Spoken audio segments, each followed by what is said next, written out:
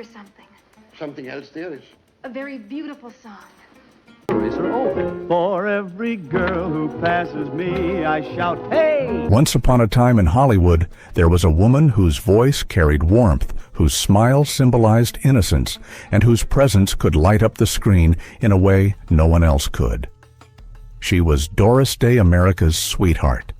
In the eyes of the public, she was the embodiment of happiness, purity, and optimism. But what the world never knew was that behind that smile was a life worn down by betrayal and a loneliness that stretched across decades. The man she trusted most did not just betray her emotionally, he also quietly spent all the wealth she had built, pushing her from the height of fame to the edge of debt, forcing her to work under contracts she had never agreed to. This is the untold tragedy of her final years. And to understand how an icon of happiness could end in such silence, we have to go back to where it all began. Childhood and the life-changing turning point. Doris Mary Ann Kappelhoff, later known to the world as Doris Day, was born on April 3, 1922, in Cincinnati, Ohio. She was the youngest child of William and Alma Kappelhoff. Her father was a music teacher who also managed a local choir, while her mother was a devoted homemaker who dedicated her time to the family. Doris's early life was not glamorous. It was made up of simple day-school family gatherings and music echoing somewhere in the small house. From a very young age, Doris showed a love for the arts. But what captivated her was not singing, it was dancing. As a little girl, Doris could spend hours in front of a mirror repeating simple movements with a level of focus rarely seen in a child. Her family was not wealthy and could not afford formal training, but Doris had something far more important: persistence.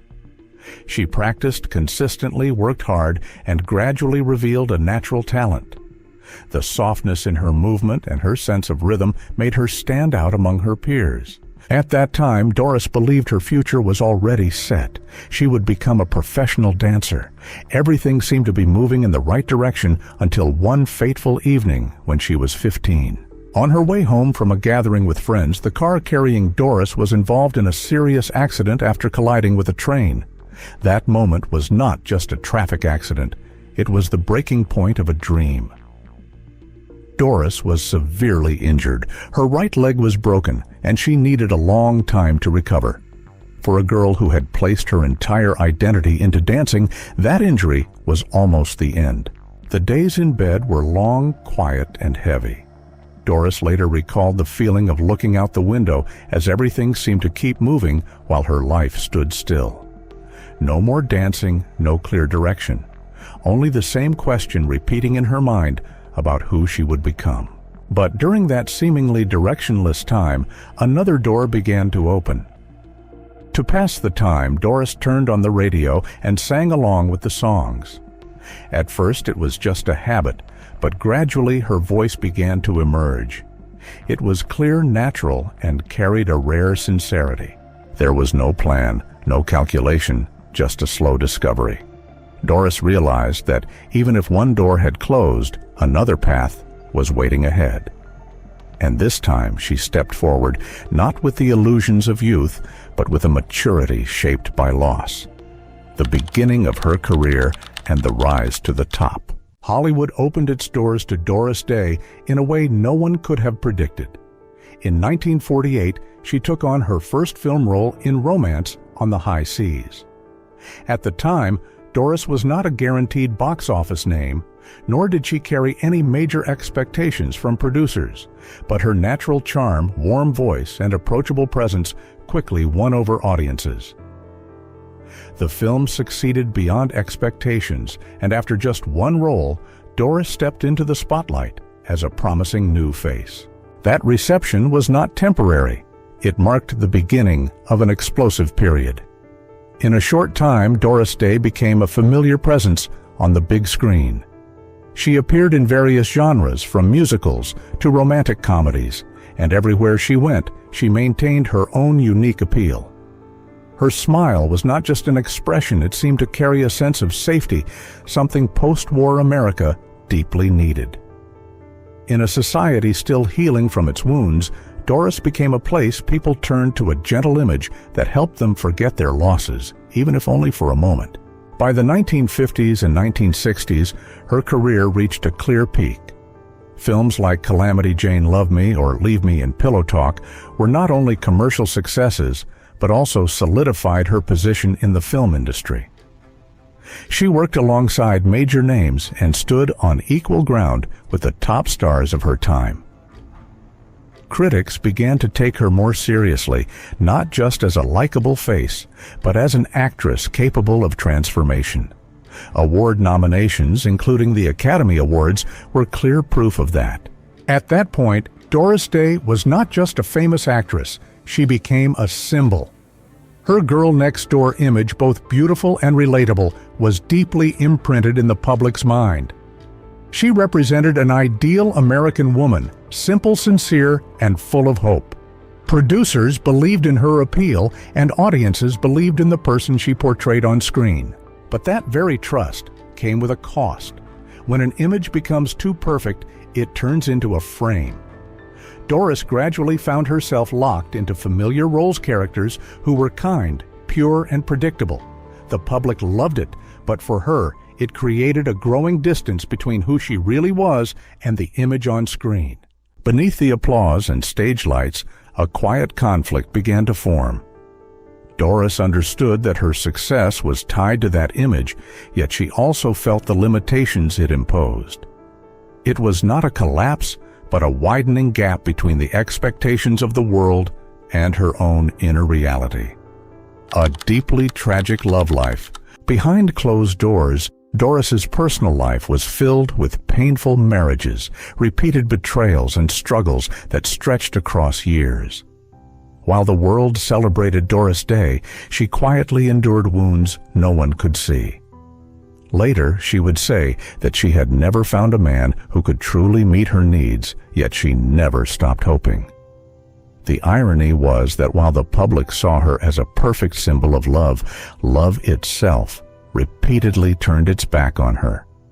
The more her career flourished, the further her personal happiness drifted away.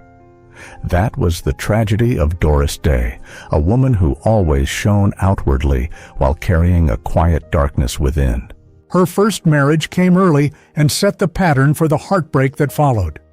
At just 17, she married Al Jordan, a trombone player. From the beginning, the marriage was troubled. He was jealous, controlling, and abusive. Doris later described him as a cruel man who constantly tried to dominate her decisions. The physical and emotional abuse left deep scars.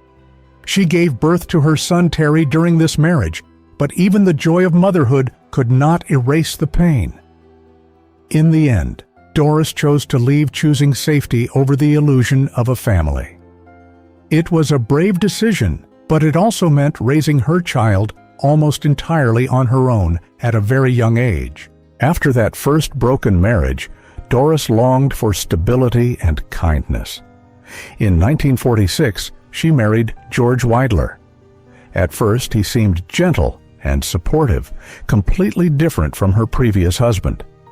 But this marriage also did not last. George gradually felt overshadowed by Doris's growing fame, and quiet jealousy began to erode the relationship. In less than a year, they separated. Doris was once again left heartbroken, continuing life with her son as her only source of comfort. In 1951, she married Martin Melcher, a film producer. This was her longest marriage, lasting 17 years, but it was also the one that came with the heaviest cost. At first, Martin seemed like the man she had always been searching for. He became her manager and guided her career to its peak. But behind closed doors, he was controlling, at times cold, and often placed profit above Doris's emotions. She tried to hold the marriage together because she believed in family and love. What she did not know was that the secrets Martin kept would almost destroy her life after his death. Throughout her peak years, Doris was confined within the image of a cheerful, innocent woman. Audiences loved it, but she felt trapped. She wanted to take on deeper roles, but studios would not allow it. Her on-screen life and real life grew increasingly disconnected. She was often lonely, often enduring, always searching for a love that never seemed to arrive. Even so, she never let the public see those cracks. To the world, she was perfect. To herself, she was simply trying to survive. Looking back, Doris Day's private life was nothing like the glow the public imagined. She loved, she hoped, and she was deeply hurt many times in silence. Yet she continued to stand before the public with her familiar smile, as if every wound had been carefully hidden behind the stage lights, leaving behind an image America adored, even though behind it was a person who only wished for a simple kind of peace. Like anyone else in a life, she had to learn to endure and move through quietly each day. The erosion of the industry. At the height of her career, Doris Day was not just a famous star, she became one of the highest-paid actresses in Hollywood. Her fame stretched from film to music, and every project she appeared in was seen as a guarantee of box office success. The innocent girl image the public loved had turned into a brand, helping her stay firmly grounded in the highly competitive and ever-changing entertainment industry. But success came with an almost non-stop pace of work. Doris was constantly required to move from one film set to another, take part in recording sessions, promote projects, and appear before the public on a packed schedule. The pressure to maintain a perfect image meant she rarely had time for real rest. For many years, work became the center of her life, while her personal life was gradually pushed to the margins. The exhaustion built up over time, never exploding all at once, but quietly wearing down her spirit. At the same time, control over her choice of roles did not fully belong to her. Under the Hollywood studio system of that era, even major actors were still bound by long-term contracts and the decisions of the studios. Doris was repeatedly placed in roles she did not truly want, mostly revolving around the familiar image the public had already come to expect. Even though she wanted to take on more complex characters, she still had to follow commercial direction. That left her career bright and successful, yet increasingly repetitive and artistically limited. Behind the glamour, Doris had to face a reality few people saw. Fame did not bring freedom. On the contrary, it created a rigid frame. Every smile on screen had to be maintained, and every public image had to fit expectations.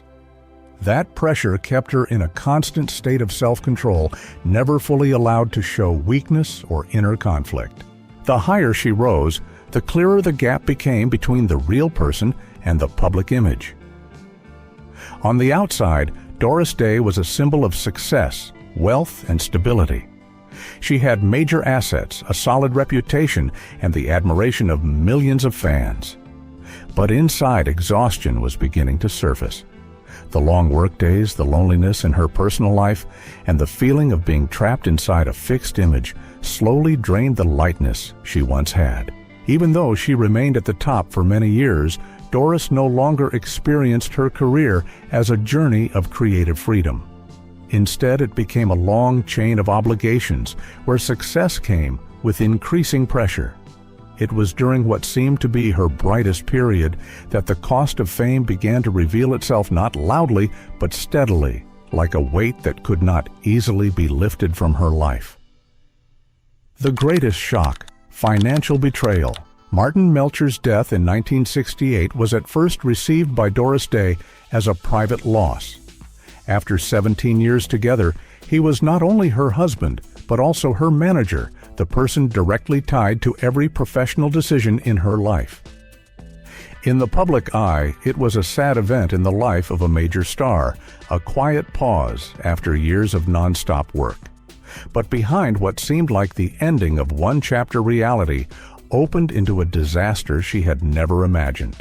After Martin died, Doris began reviewing the full financial situation and the legal records tied to her career.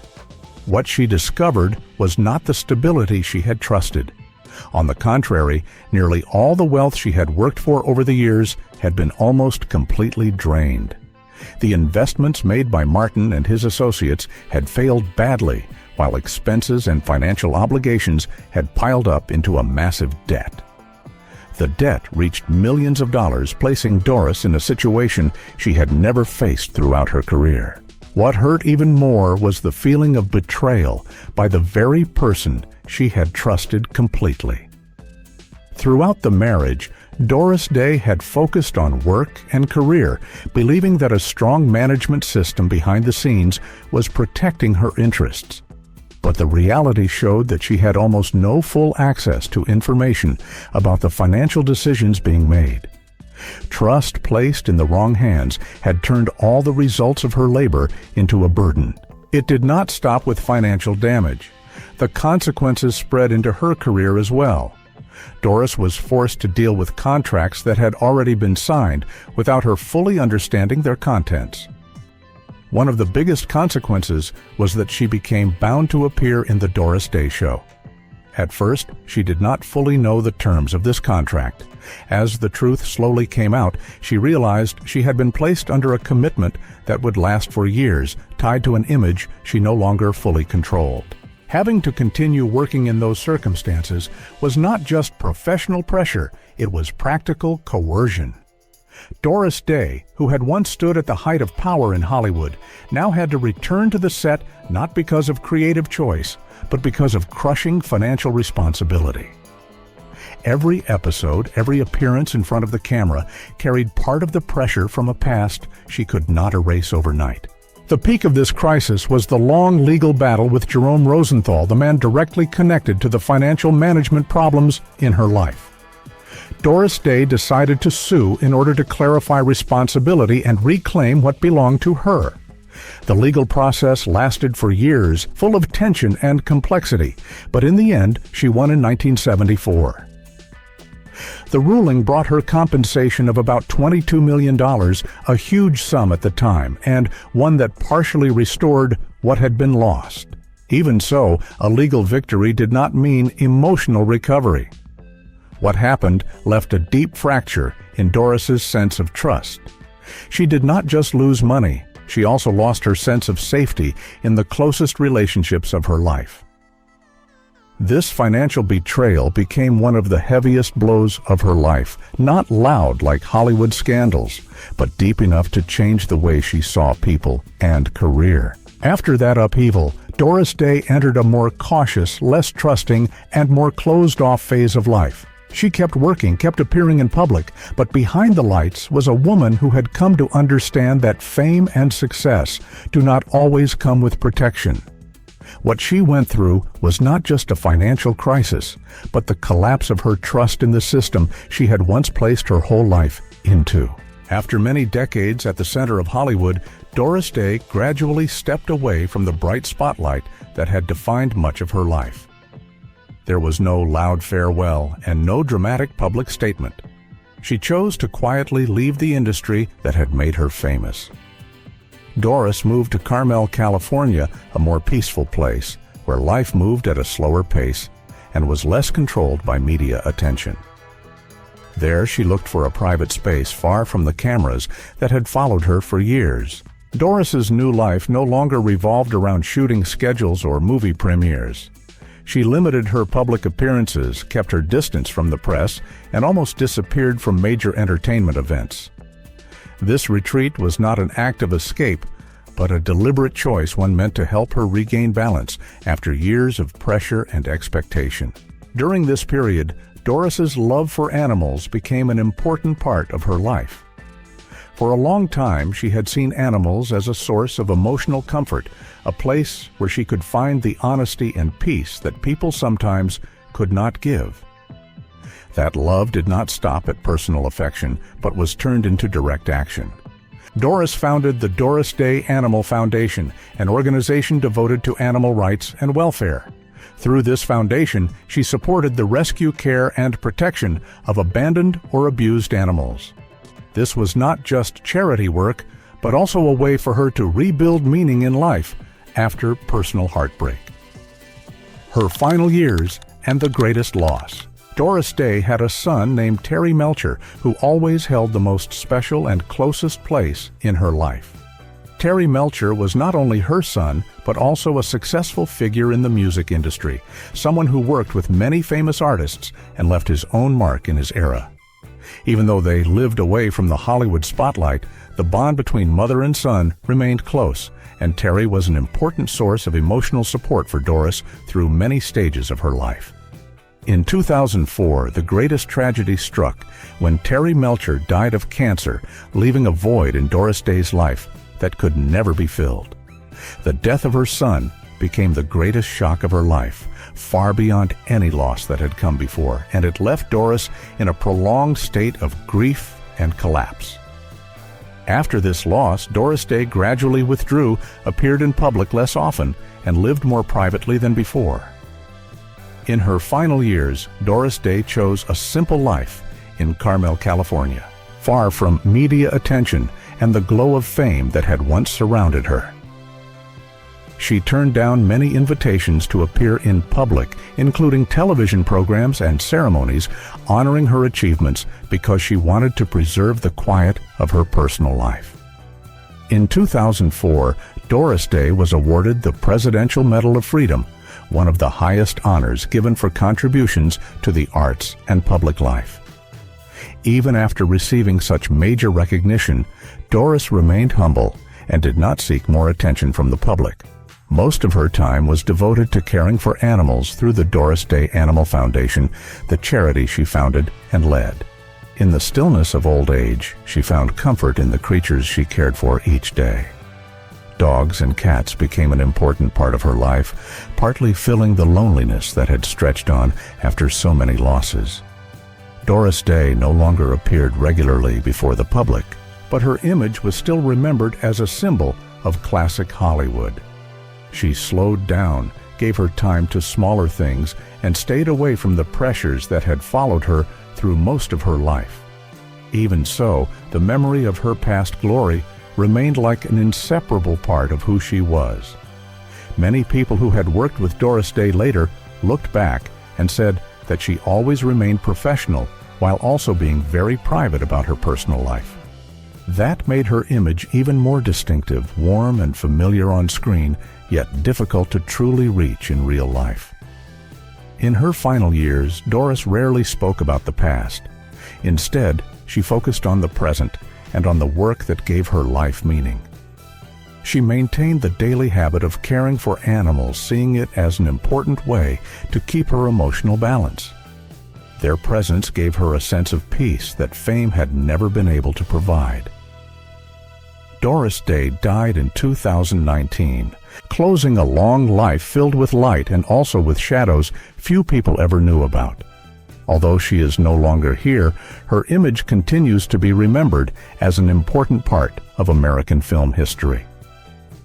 Doris Day left behind a legacy that lives not only in film or music, but also in the image of a woman who endured many losses, yet still held on to strength in the way she lived. She is remembered as a symbol of classic Hollywood, where her smile and innocence once gave hope to millions of viewers in the post-war era. But behind that image was a life marked by many hardships, from broken marriages and financial shock to the loss of the person closest to her. She lived most of her life in that contrast between the spotlight and the private silences no one could see. In her final years, Doris no longer sought recognition from the public, but focused on simpler values, where peace became the most important thing. She devoted time to the animals she loved, to charitable work, and to a life with less turmoil. People who knew her said that even though old age slowed her down, the warmth in the way she treated the world never changed. Looking back, the life of Doris Day was not only the story of a movie star, but also the journey of a person who passed through glory loss and the search for peace at last.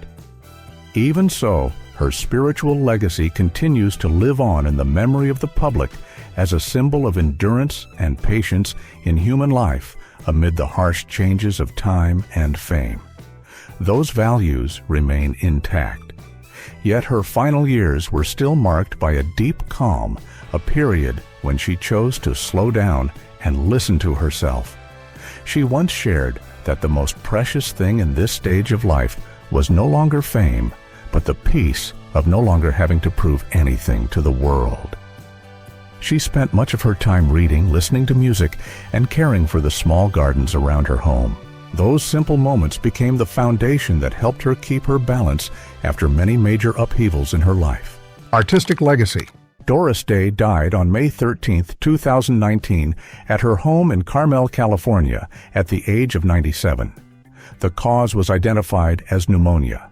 According to her wishes, there was no funeral or public memorial service. She chose to leave quietly, just as she had lived through many of her final years, away from media attention and with complete privacy in her last moment. The legacy Doris Day left behind stretches across many fields. In music, she is remembered as a singer with the ability to convey emotion in a gentle yet deeply moving way, with songs closely tied to the post-war period. In film, she was one of the defining faces of classic Hollywood, with her girl-next-door image becoming a cultural symbol that lasted across generations. Beyond the arts, her work in animal protection through the Doris Day Animal Foundation also became an important part of her legacy and continued after her death. Doris Day's life clearly reflects the contrast between public image and real life. On screen, she always appeared with a radiant smile, bringing viewers a sense of gentleness and safety. But behind that was a life filled with pain, where outward joy often covered quiet suffering that no one saw.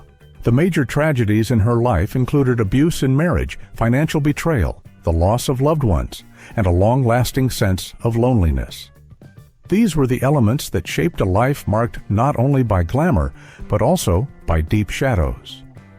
Even so, the core values in Doris Day's character remained resilience, compassion, and unconditional love for animals, as well as for the people around her.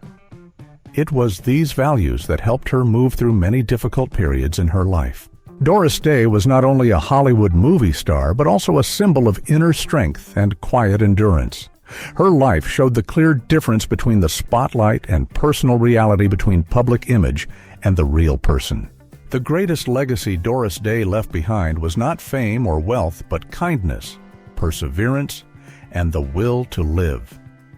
She is remembered as a person who went through many hardships, yet still held on to grace and dignity, leaving a lasting mark on popular culture and in the memory of many generations of viewers. This content is for informational and entertainment purposes only, thoughtfully compiled from public archives, historical records, and classic articles. While we strive for accuracy and balanced storytelling, some details from Hollywood's golden age remain unconfirmed and should be treated as speculative. We encourage viewers to draw their own independent conclusions. If this journey through Hollywood's shadows resonated with you, please leave a gentle like and subscribe with the bell icon so you never miss our next chapter.